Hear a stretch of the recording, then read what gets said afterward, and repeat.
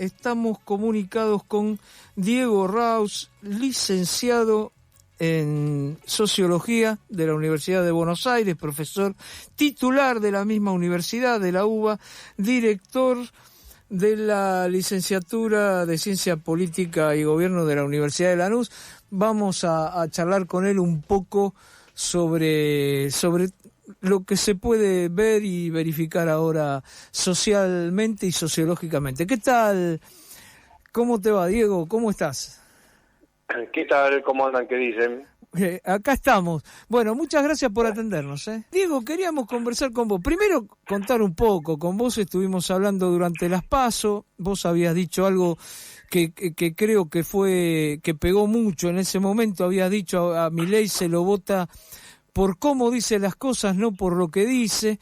Y bueno, también después dijiste que viendo la situación económica, social, dijiste en el balotaje, dijiste que ganaba porque, bueno, y después uno lo comprobaba, sobre todo en los sectores más vulnerables, en los que no tienen ningún derecho, decían qué derecho viene a sacarnos. ¿Cómo ves la situación hoy? ¿Cómo lo ves hoy a Milei ya en el poder? Por ejemplo, él hablaba mucho de casta, ¿no? Ahora parecería que la casta ya no existe o algo parecido y el ajuste va para otros lados. ¿Cómo ves todo esto, Diego?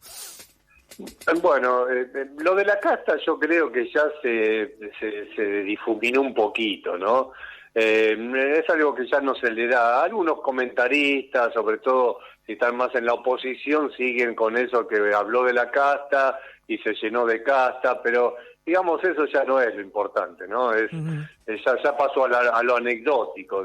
En definitiva, todo el mundo acepta, o en general se aceptó, que para cubrir la estructura de gobierno, que es muy, muy amplia, bueno, sí, llamó gente de todos lados, de todos los partidos, del radicalismo, peronismo, de la derecha liberal. Entonces eso ya con la estructura de gobierno armada, eso ya queda para la chicana, no más allá de eso, ¿no? Uh-huh. Ahora, la otra cuestión tiene que ver con las medidas que ayer se anunciaron y que, bueno, están empezando ya a vivenciarse en los aumentos de precios, ¿no? La nafta, la carne, y seguirá todo así, ¿no? Uh-huh. Yo creo que en ese punto, y escuché comentarios, pero también un poquito uno escucha en la calle, para la oreja. Yo creo que por ahora toda esta nueva situación no es tan traumática, ¿no? Decía, Milei dijo que iba a hacer esto antes de las PASO, antes de la primera vuelta en los debates y antes del balotaje en el segundo debate. Uh-huh. Es decir, está haciendo exactamente lo que dijo que iba a hacer, ¿no? Uh-huh. Y tuvo, entre comillas, otro acierto el día de la Asunción, que es describir las situaciones en que se encontraba el país, ¿no? Describió con términos técnicos lo que todos sentíamos día a día, yendo a hacer las compras en la calle, etcétera, ¿no? Uh-huh. Entonces, eso le dio, creo que le está dando, por ahora, un amortiguador, ¿no? En el sentido que la gente dice, bueno, sí, está bien, dijo que iba a hacer, dijo que todo se estaba hundiendo y que este es el único camino, tomó el único camino que dijo que había que tomar.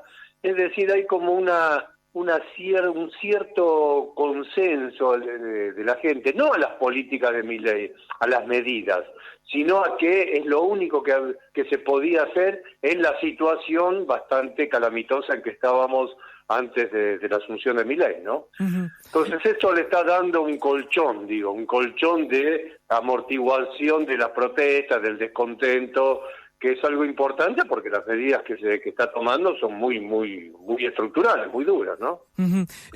Diego,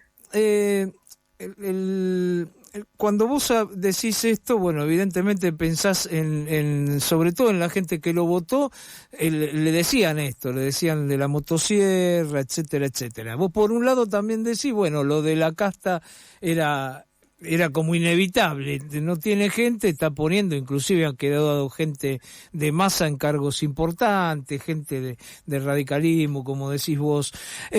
Pero ahora, desde el punto de vista ya de análisis concreto, ¿no pensás que también este sector vulnerable podría estar diciendo también, pero ¿por qué no le ajustan al que me aumenta todos los días los alimentos?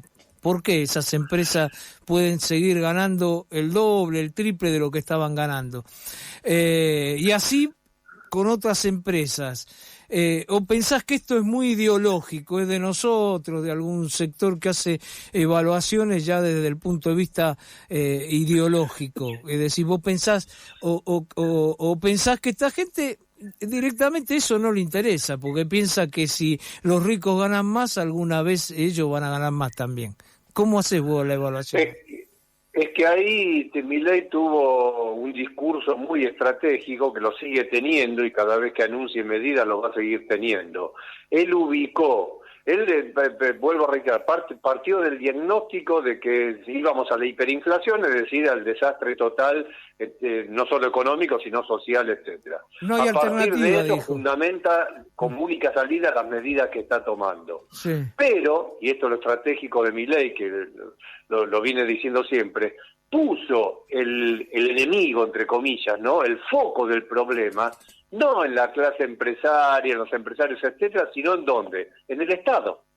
Lo puso en el Estado. Siempre el problema era el Estado, el gasto fiscal, el gobierno, el Banco Central, las instituciones estatales. Y ayer, fíjate que cuando las primeras grandes medidas de Milei, ¿cuáles fueron? La reducción del Estado. Ayer hizo el croquis y salió en todos los medios. Los ministerios que se bajaban, las secretarías que se bajaban, las subsecretarías, las direcciones. Cuánto eso significaba en menos funcionarios, menos secretarías, direcciones, ¿no? Entonces, está manteniendo el foco del problema por el cual hay que tomar estas medidas en el Estado. Y a ese Estado que lo definió como el gran problema, lo está reformando, lo está reduciendo muy contundentemente. Entonces, la gente, digamos, el votante Milei, la gente que por ahora va a seguir aguantando esto, ve otro grado más de coherencia. Milei dijo que el problema del Estado, bueno, lo está achicando terriblemente. Bueno, listo, está bien. Entonces corrió el foco del problema acerca de los empresarios, etcétera, ¿no? Fue muy hábil en eso, está siendo muy hábil en eso. Diego, ¿y cómo ves? Porque no hay... primero se hablaba de que esto en 2 años más o menos se va a parar un poco la inflación, después se decía en 1 año, ahora dijeron que más o menos en 6 meses. ¿Vos cómo ves esto a futuro y cuánto pensás que esto, traduciendo lo que está diciendo, podríamos decir que hay una luna de miel, ¿no? De alguien que no les mintió, vamos a la luna de miel. ¿Cuánto puede durar eso a tu juicio y teniendo en cuenta de qué papel puede jugar la oposición, ¿no? Hoy la CGT sacó un documento, todos sabemos lo que es la CGT, que se bancó 4 años de ajuste, pero sacó un documento, los sectores del kirchnerismo quieren estar en la oposición y encabezar la resistencia. ¿Cómo lo ves eso? ¿Cuánto tiempo le pueden dar de luna de miel a Milei? No, esa luna de miel que decís es lo que por ahí en política se llama metafóricamente los 100 primeros días de gobierno, ¿no? Cuando un gobierno gana muy contundentemente una elección y sobre todo cuando es un gobierno de tipo absolutamente nuevo como es el de Milei, que no viene de la política clásica, se dice que tiene metafóricamente esos 100 primeros días para mandar las medidas más drásticas o más contundentes de su programa, ¿no? Entonces, esa luna de miel, es decir, entre el electorado que apostó una cosa nueva y que se la explicaron bien, etcétera, bueno, le da un plafón para instrumentar esas medidas, ¿no? Hay que administrarlas. Ahora, esto en el corto plazo ya va a traer consecuencias socioeconómicas terribles, ¿no? Van a aumentar los precios que ya están aumentando. Imagínate cuando saquemos los subsidios al transporte, en realidad en la ciudad de Buenos Aires, el Gran Buenos Aires, porque el interior está pagando 200, 300 pesos el boleto hace rato, ¿no?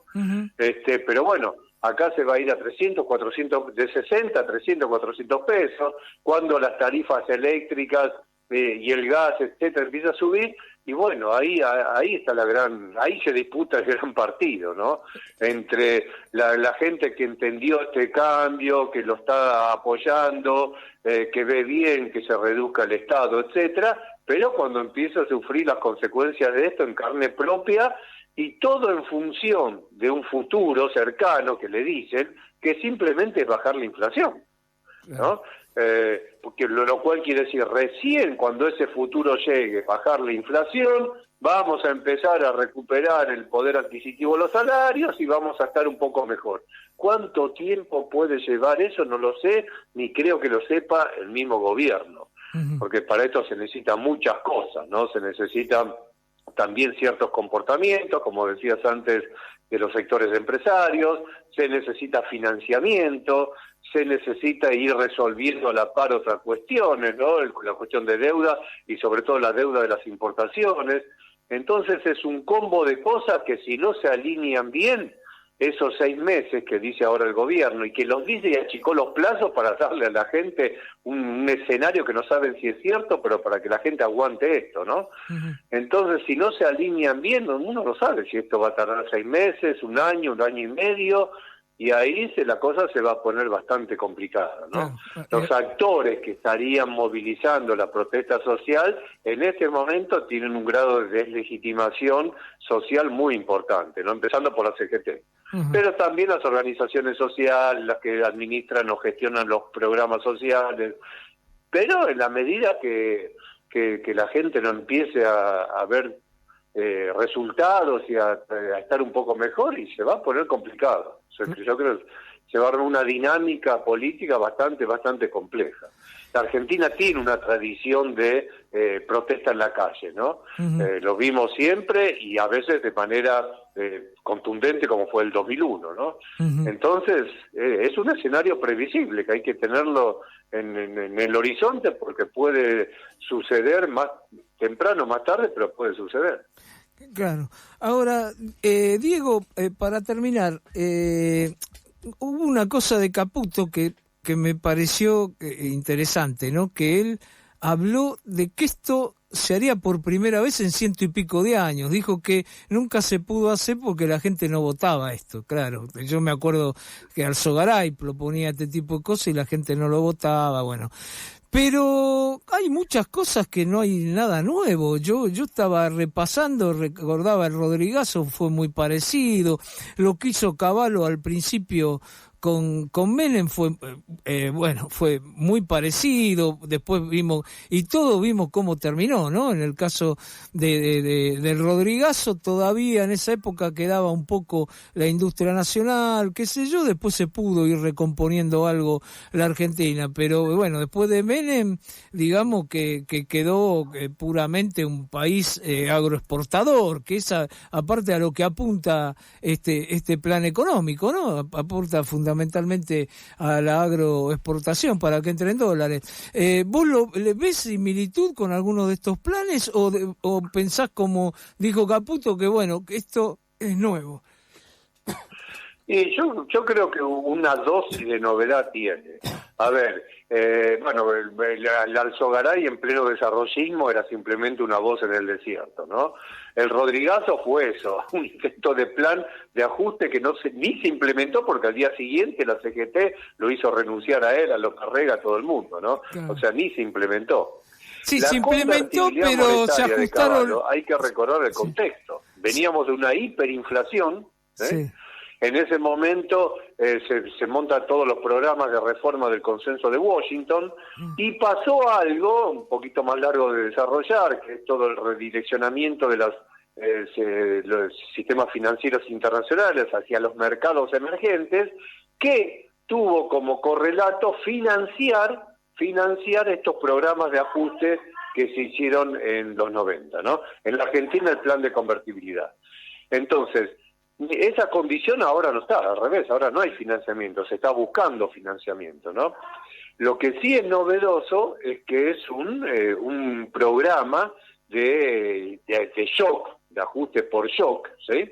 Y con una reducción del Estado y de la economía estatal muy fuerte, ¿no?